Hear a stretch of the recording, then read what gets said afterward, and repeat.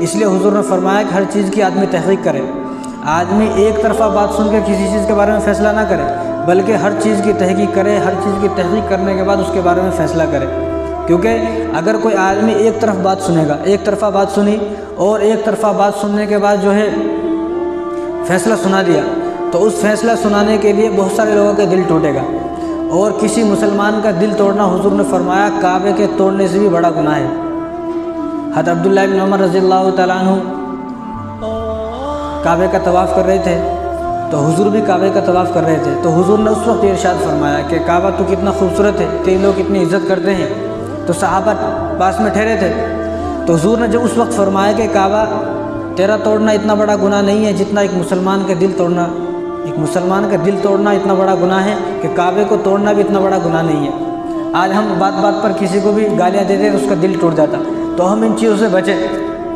اگر ہم نے مسلمانوں کا دل توڑا ہے اور اپنی کڑوی زبان سے یا اپنے کڑوے لہجے سے یا اپنی سختی سے اور شدت سے جہالت سے اگر کسی کا دل توڑ دیا ہے، تو ہم یہ سوچیں کہ ہم نے کعبے کے توڑنے سے بھی زیادہ بڑا گناہ کر دیا ہے۔ یہ حضور کے الفاظ ہیں، ہمارے الفاظ نہیں ہیں۔ تو اس طرح جب بھی کوئی آدمی فیصلہ کرے کسی کے بارے میں تو دونوں طرف کی بات سنیں،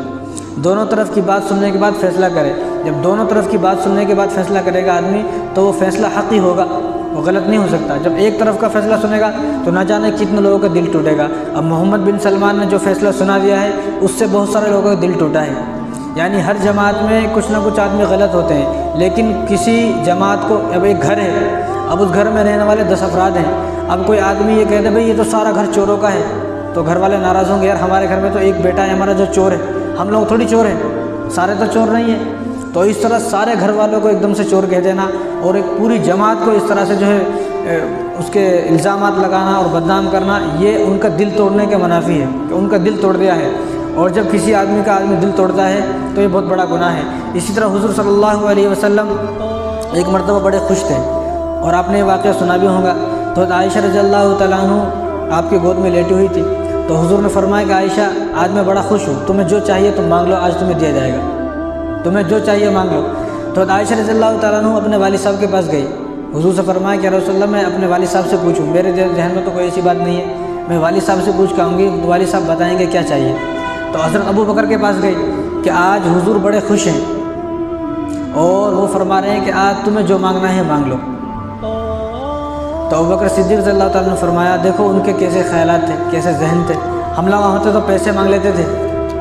ہم لوگ ہوتے تو کچھ تو بھی گھر پیسے ویسے مانگ لیتے تھے، لیکن حضرت ابو بکر نے فرمایا کہ بیٹی ان سے جا کر یہ کہو کہ حضور اور اللہ کے درمیان جب حضور صلی اللہ علیہ وسلم معراج پر گئے تھے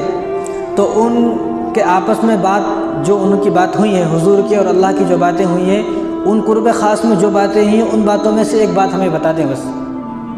یعنی جب آپ صلی اللہ علیہ وسلم معراج پر گئے تھے تو حضور کی اللہ کی ملاقات ہوئی، جیسے بھی ہوئی، جس طرح بھی ہوئی ملاقات ہوئی، ایک مسئلہ ہے، تو اس ملاقات میں کیا بات ہوئی ان باتوں میں سے ایک بات بتا دیں۔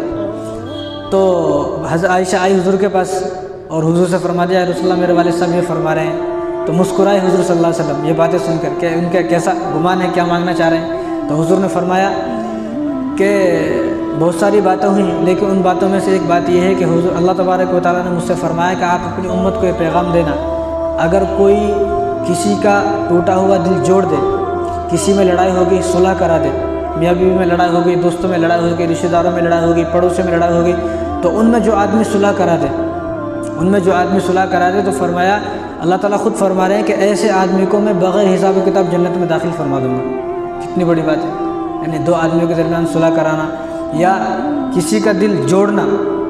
کسی کا دل ٹوٹا بس کے دل جوڑنا، کسی سے دوستی کرنا، کسی کو صلاح مشورے دینا، اچھا صلاح دینا، اچھا مشورہ دینا، اس کے کامیابی کا مشورہ دینا۔ تو فرمایا کہ جو آدمی اللہ تعالیٰ خود فرما رہے ہیں جو کسی کے ٹوٹے ہوئے دل کو جوڑے گا اور جو کسی کے کام آئے گا تو اللہ تعالیٰ خود فرما رہے ہیں کہ میں ان کو بغیر حساب و کتاب جنت میں داخل فرما دوں گا۔ یہ کتنی بڑی بات ہے۔ تو آدمی کے ایک فیصلے سے بہت سارے لوگوں کے دل ٹوٹتا ہے۔